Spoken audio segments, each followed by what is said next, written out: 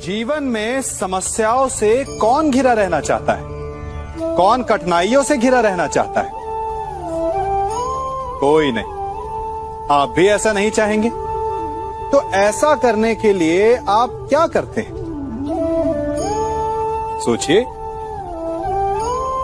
मैं बताता हूं। ऐसा करने के लिए अधिकतर लोग कठिनाइयों से दूर भागते हैं, समस्याओं से दूर रहते हैं, और यही आप सबसे बड़ी भूल कर बैठते हैं। समस्याएं ऐसे जंगली पशु के समान होती है, जिससे आप जितना दूर भागेंगे वो उतना ही विकराल रूप धारण कर लेगी और अंततः आपका अंत कर देगी। तो इस समस्या से कैसे बचा जाए? इसका हल क्या है? इस समस्या का हल है कि आप अपने परिश्रम से, अपनी लगन से, अपनी दृढ़ता से उस समस्या को छोटा कर दें। यदि नाविक को कुशल खेवैया बनना है तो वो शांत समुद्र में नहीं बन सकता, उसे तूफान का सामना करना पड़ता है। स्मरण रखिएगा। मैं क्या कर रहा हूं? मैं इस पौधे को सींच रहा हूं। आप भी ये कार्य प्रतिदिन करते हो। जब इस पौधे को जल देंगे तभी ये फलवित होगा, इसमें से फूल निकलेंगे, इसकी सुंदरता बढ़ेगी। परंतु प्रतिदिन ये कार्य करने के पश्चात भी हम इससे एक महत्वपूर्ण सीख लेना भूल जाते हैं। हम कभी पौधों के पत्तों पर, उनकी डालियों पर, उनके फूलों और फलों पर जलधारा नहीं डालते, उन्हें धोते नहीं, परंतु फिर भी वो पनपते हैं। यदि जल जड़ में जाए, वही सफलता का मूल है। यदि आप एक बार में अनेक कार्य करने जाएंगे तो आपको एक कार्य में भी सफलता नहीं मिलेगी, परंतु यदि आप बुद्धिमता से, दृढ़ मन से एक कार्य साधेंगे तो एकाएक स्वतः ही सारे कार्य सध जाएंगे। जो आपका मूल है, जहां से आपको सिंचाई मिल रही है, यदि आपने उसी जड़ को छोड़ दिया तो एक सूखे पौधे की भांति आप भी सूख कर गिर जाएंगे और अंततः अपना अस्तित्व खो बैठे। कभी कभी हमें लगता है कि हमारे अपने, हमारे हितैषी, हमारे माता पिता को हमारे मन की बात ही नहीं समझ आ रही, जैसे उन्हें हमारे हर कार्य में, हर निर्णय में खोट दिखाई दे रहा हो। और ऐसे में हम कर बैठते हैं विद्रोह। ऐसी अवस्था में हमें वही अच्छा लगने लगता है जो हमारी मन की बातों का समर्थन करे। हम उसे ही अपना हितैषी समझ लेते हैं।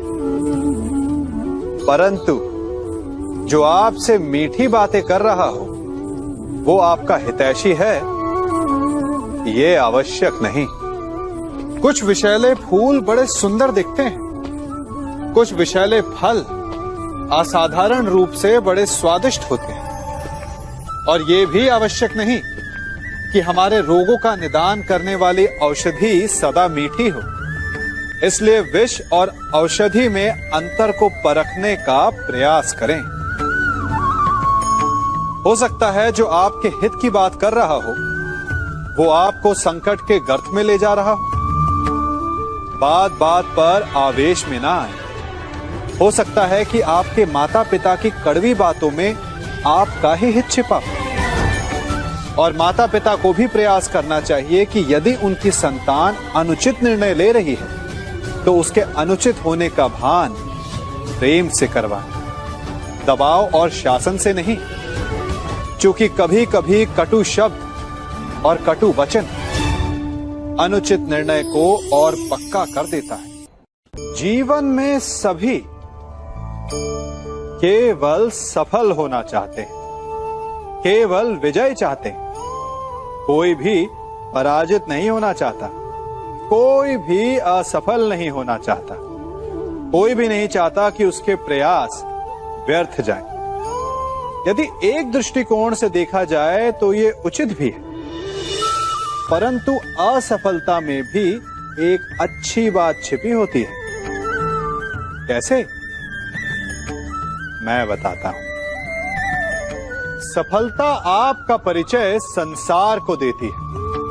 विजय के पश्चात संसार आपको जानने लगता है और असफलता आपका परिचय संसार से करवाती है। पराजय के पश्चात आप अपने जीवन को जानने लगते हैं। इसलिए सफलता और असफलता से घबराए नहीं।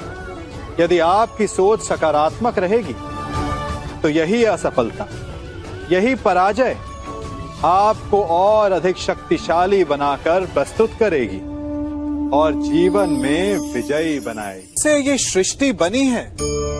नदी की धारा और चट्टान के मध्य सदा संघर्ष रहा है, परंतु हर बार चट्टान की कठोरता को हारना पड़ता है और नदी की धारा कोमल होते हुए भी कठोर चट्टान को काट देती है।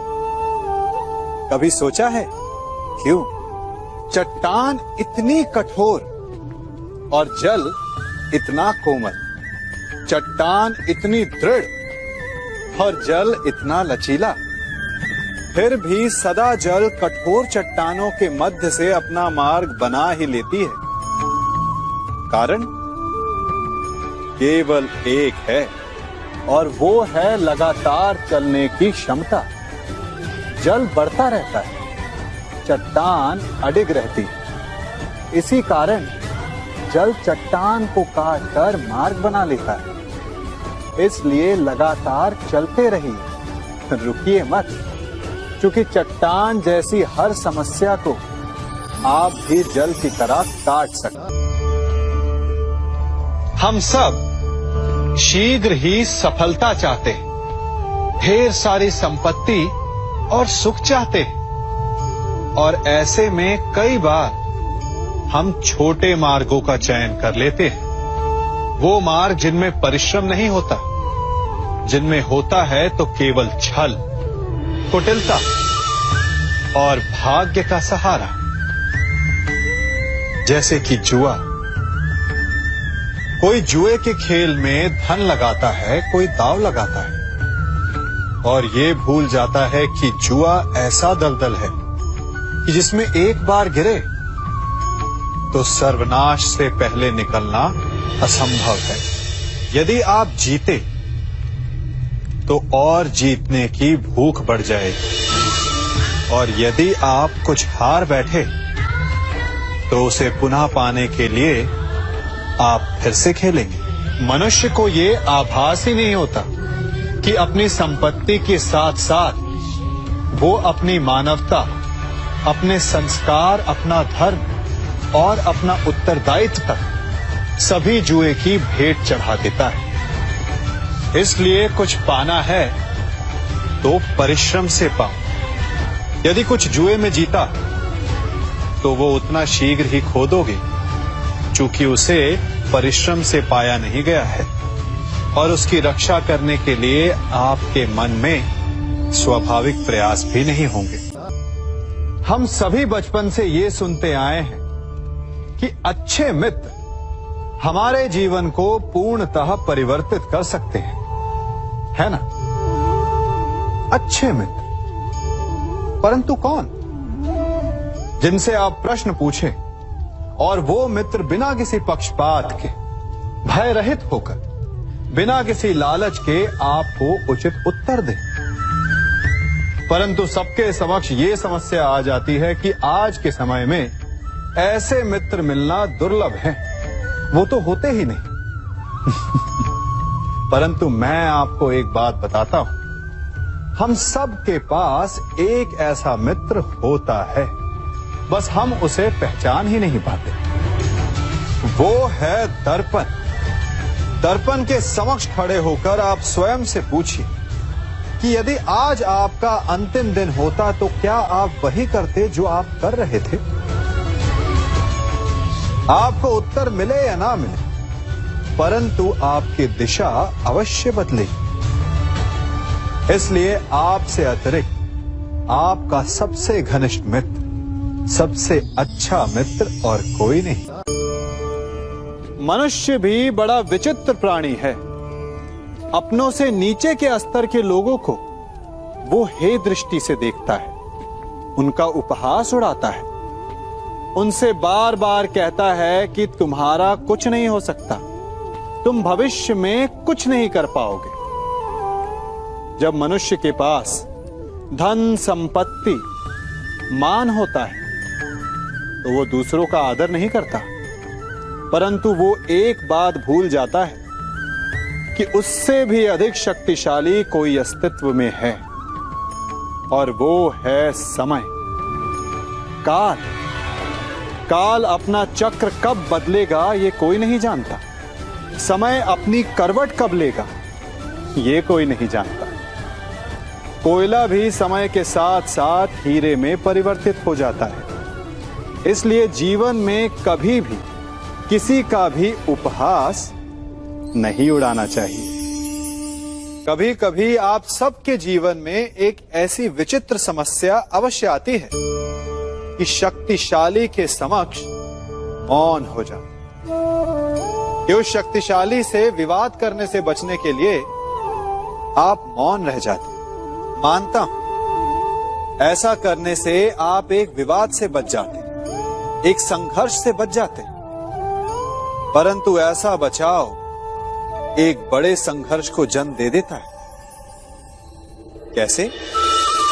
हमारा मौन रहना अनजाने में उसका समर्थन बन जाता है और वो स्वयं को अधिक शक्तिशाली अनुभव करता है, और यहां से हमारा दमन प्रारंभ हो जाता है। एक के बाद एक हम अन्याय में अनचाहे रूप से सम्मिलित होते चले जाते हैं। तो इसका तोड़ क्या है?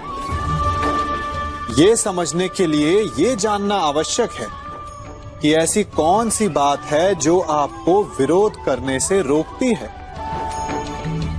ये सामने वाले की शक्ति नहीं जो आपको रोकती है, ये आपके भीतर छिपा भय है जो आपको रोकता है। हाँ, कभी कभी भय आपकी सुरक्षा अवश्य कर सकता है, परंतु साथ साथ ये भी जानना आवश्यक है कि ये भय ही है जो आपको मौन भी रखता है।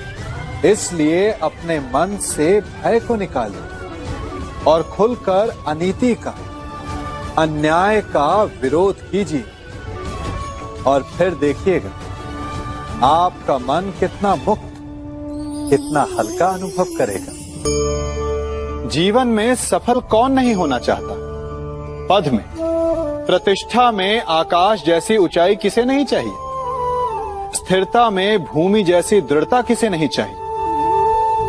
सभी को चाहिए, परंतु सफलता का पुष्प अपने साथ अहंकार का कांटा भी लाता है। सफलता आपको आनंद देती है, उपलब्धि आपको गर्व देती है, और फिर यही आनंद धीरे धीरे अहंकार में परिवर्तित हो जाता है, फिर अतिक्रमण में, और अंततः अन्याय में। और यही से सफलता का नाश प्रारंभ हो जाता है।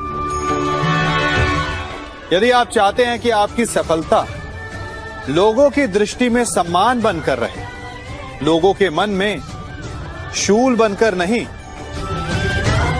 तो ये आप वृक्ष से सीखिए। फलों से लदने के पश्चात वो झुक जाता है, उसी प्रकार सफलता मिलने पर विनम्रता अधिक आवश्यक है। और जीवन में अधिक सफलता पाने के लिए या पाने पर और अधिक विनम्र हो जाना चाहिए।